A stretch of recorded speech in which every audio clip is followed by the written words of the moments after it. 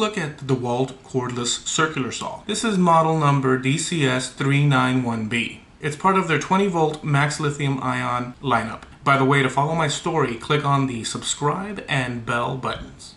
Let's get to it. Now, I've been using this saw for a few years and find it very useful. I reach for it a lot and in many different situations. I've enjoyed the fact that it's easy to grab and add a battery pack on the go.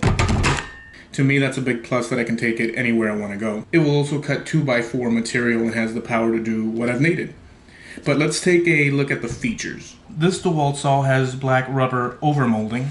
It's firm but comfortable in my hands. The saw weighs around 8 pounds. So corded saws in comparison can weigh up to 10 pounds or more. Even some of the cordless ones out there can weigh a pound over this one. Though there might be lighter cordless saws out there, for 8 pounds, this has a nice balance and feel to it. The saw is powered by DEWALT's 20-volt max lithium ion battery. My battery in this case is a 3 amp hour battery with a fuel gauge.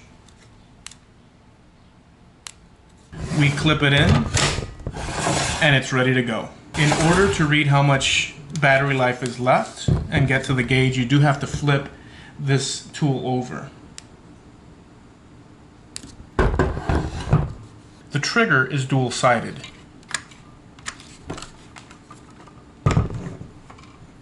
The saw will only run when the trigger is pressed. Notice the blade stopped right away. The motor has a brake, and that's a great little feature. Show you again. The RPMs for this saw is 5,250. I've had no issue with power when using this. You can check out my many videos and episodes on this channel to see a pretty long list of builds and furniture I've built using this saw. No problems. I will say this though, when I'm in a rush and I force the cut, you can make it bind. But that'll happen with any saw if you don't allow the saw to do the cutting. This saw takes a 6.5-inch blade. The bare tool, which is the one I bought, comes with an 18-tooth carbide tip blade, which is this one here. You can see it's been in use a good while. At the 90-degree position, the depth of cut is about 2.25 inches. So it'll cut through 2x4 boards and then some. To change the depth of cut, it's pretty easy. It has a lock on the right side of the saw. Just unlock it and adjust the shoe accordingly. So a little bit on the shoe. This is a magnesium alloy shoe, and it's lightweight yet very rigid. This material is used in aviation and machines with rapid rotation or movement. I believe this was added to the saw to knock off the weight and maintain rigidity. Keep in mind this is not a 7.25 saw, but instead a 6.5, like I mentioned before. That said, it's just 3/4 inch shy of the bigger saws. And yes, the extra 3/4 inch would be useful on thicker material, but I've always been able to make every cut I needed to from this saw. Even the larger 7.25 saws would have to work their way around, say, a 4x4, for instance, to make that full cut. This saw can bevel from 0 to 50 degrees for miter cuts. So at 45 degrees, it'll have a depth of cut of 1 5/8 inch. Again, this saw can bevel from 0 to 50 degrees. Right here on the back of the saw, next to the battery, we have the blade change-out key neatly tucked away.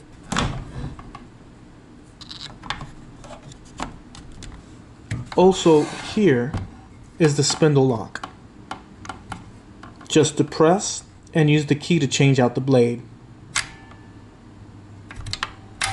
The blade guard is plastic. Again, trying to keep this saw light. I've heard others mention that they fear it may break. I can't speak to that because I don't toss the tool around.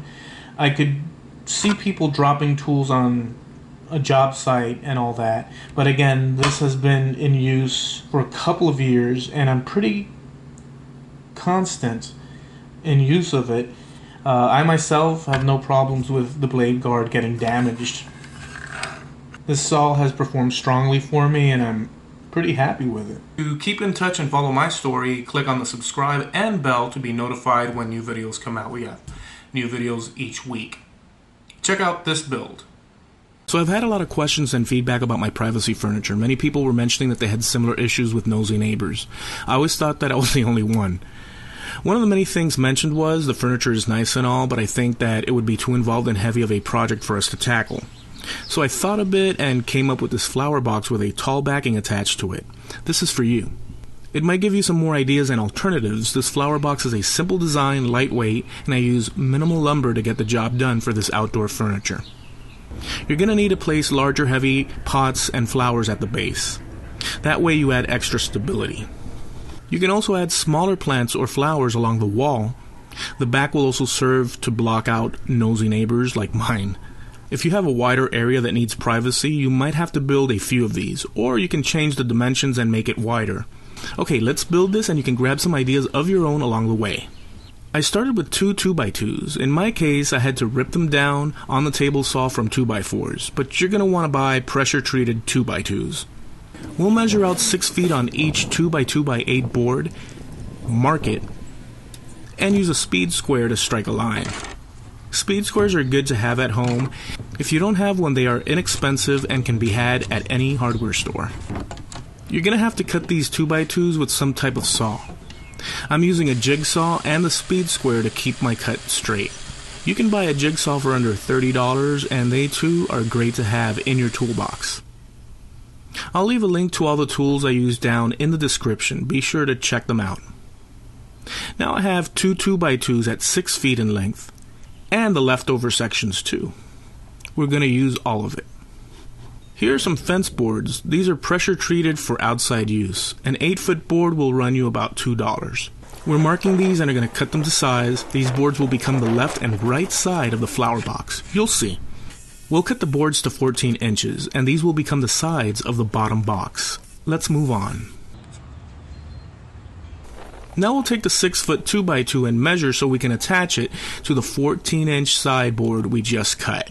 We want this flower box to sit off the ground, so we will attach the two parts with about 2.5 inches protruding. You'll see now. I line the 14-inch sideboard up with the 2x2 post and use a drill bit to make a hole. We don't really want to screw straight into the wood. Pre-drilling will reduce the chance of these boards splitting, which can happen very easy.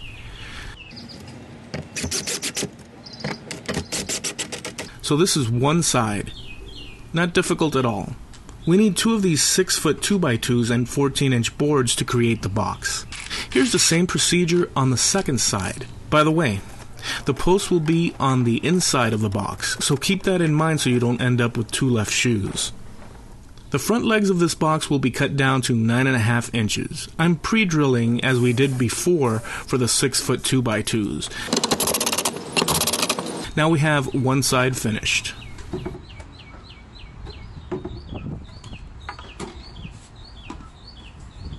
Here are the front post legs cut down to 9.5 inches. I got ahead of myself earlier and attached the uncut piece. Not a big deal. Same as before, we pre-drill and screw the legs to the boards. Here's a look at the two sides. You can see where we're going with this. Let's move on. We need to cut the front and back sections of the flower box. We're cutting these fence boards down to 30 inches.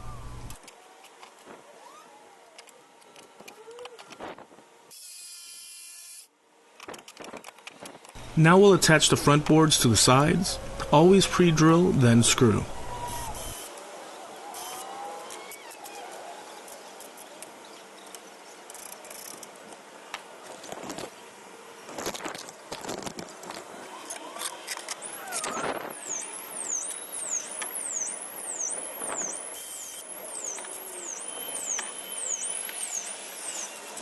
Well, she's standing and it's all coming along. Take a look at how it's built so you get some ideas.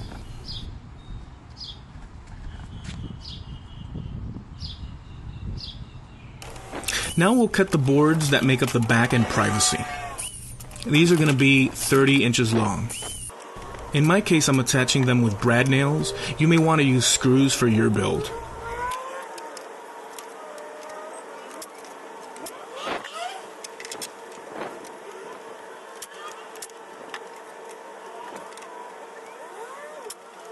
We're going to need a bottom to this box, so I cut out two strips of 2x2s at 28 and 3/4 inch in length. Attach them like I've done here.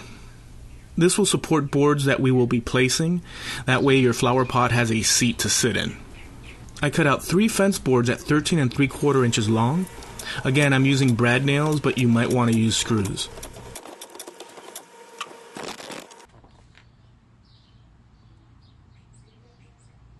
I built this project for you folks that had asked me for alternatives to my privacy patio. There were many great suggestions and ideas, so I wanted to give back and create a simple solution. This is relatively lightweight with a heavy flower pot at the base. It should add extra stability too.